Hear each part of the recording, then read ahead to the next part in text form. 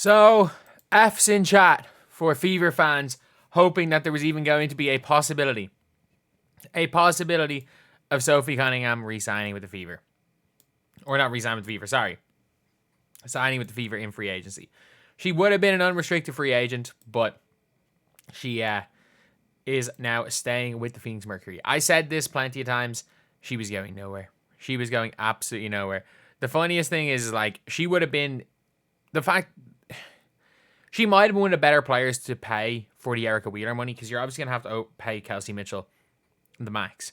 So, in that, like, near max contract category, she might have actually been a pretty good player to have in that, because they don't have a second max slot. She might have been a very, very good player for that. And if you agree, Sophie Cunningham would have been pretty good for the Fever, subscribe. We're trying to 35.1k by the end of the day. Thank you guys so much for 35k. Like, it's an absolutely crazy, crazy number. Like, it's unbelievable. And also, lads, did you guys see the Unrivaled merch? $34.99 for an Unrivaled t-shirt. I mean, if you go to Mick Talks Hoops merch, it is $14.99.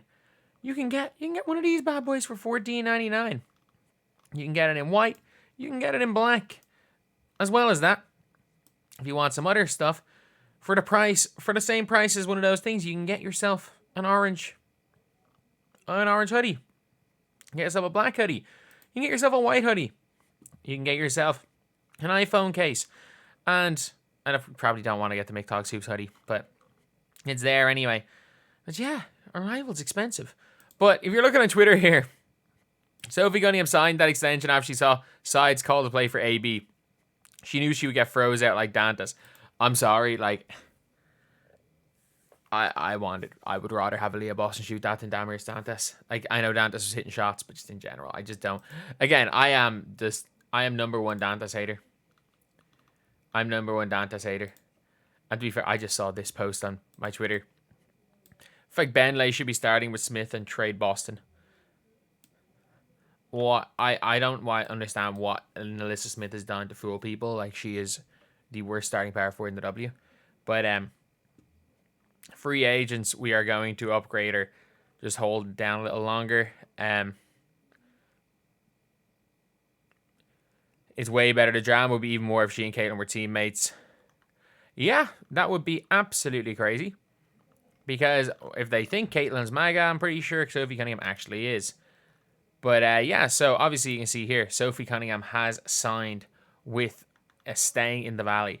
Who cares? You only have to see Jesus.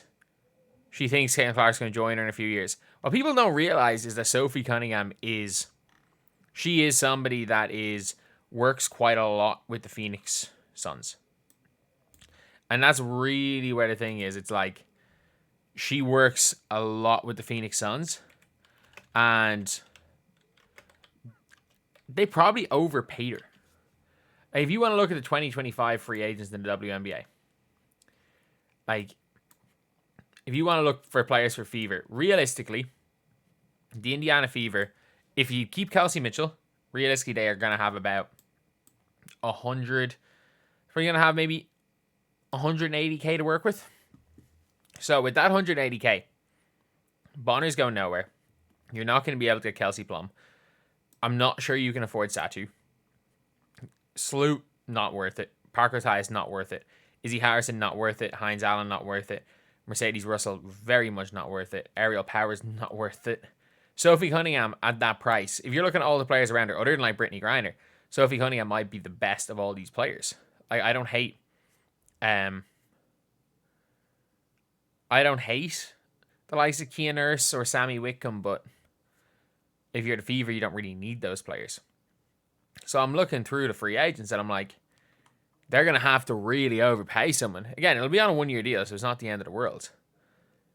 But like, if I'm the Indiana Fever, with Sophie Cunningham completely off the board,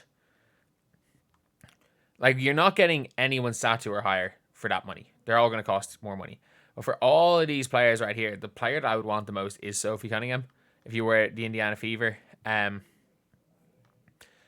wouldn't mind looking for like Heidemann as a bench player.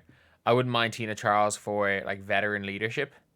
But I would probably, if I was the Fever, I would be again, like, because you're going to have to pay Temi. I would probably look to pay Temi like 120 a year.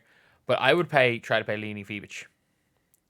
Like, I know she's restricted, but there is no way. There is absolutely no way that the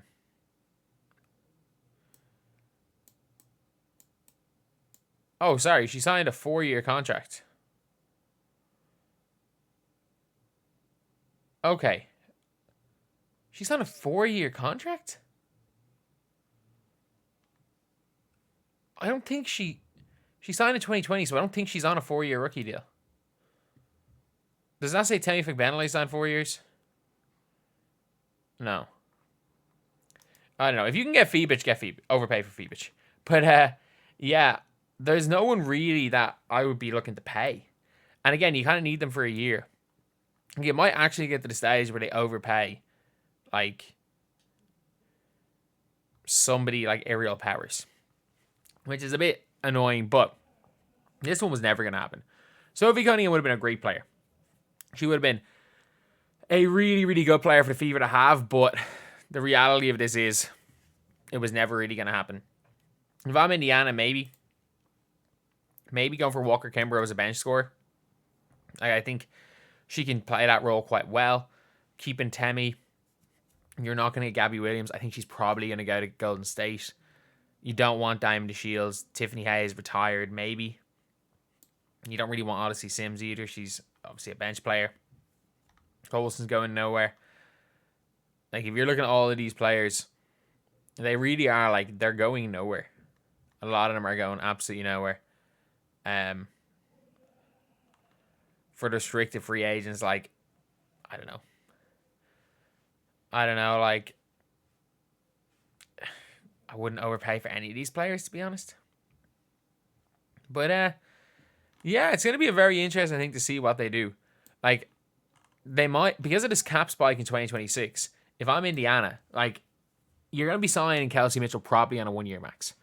I don't think Kelsey Mitchell's going to sign a more than 1-year contract because of the cap spike in 2026. So you can you have your 3 best players of Lexi, or 3 of your 4 best players in Lexi Hull, Caitlin Clark, and Aaliyah Boston.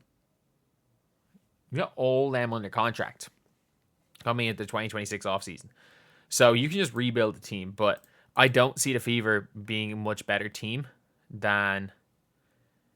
I don't see them being a much better team right now than they were, like, next year than they are right now. I just don't see it happening. I can see them being great in 2026, but I just don't see it happening in the year of 2025. Anyway, that is the video. Thank you guys for watching. Please like, comment, and subscribe.